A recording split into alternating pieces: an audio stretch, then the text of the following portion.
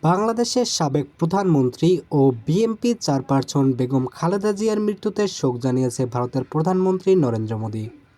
৩০শে December মঙ্গলবার x বার্তায় মোদি লিখেছেন, সাবেক প্রধানমন্ত্রী ও বিএনপি চেয়ারপারসন বেগম খালেদা জিয়ার মৃত্যুতে গভীর শোক প্রকাশ করছি। তার পরিবার এবং বাংলাদেশের সকল মানুষের প্রতি আমাদের আন্তরিক সমবেদনা। সর্বশক্তিমান তার পরিবারের এই শোক কাটিয়ে ওঠার শক্তি দান করুন। তিনি লেখেন, বাংলাদেশের প্রথম নারী প্রধানমন্ত্রী হিসেবে বাংলাদেশের উন্নয়ন এবং ভারত বাংলাদেশ সম্পর্কের ক্ষেত্রে তার গুরুত্বপূর্ণ অবদান সর্বদা স্মরণীয় হয়ে থাকবে।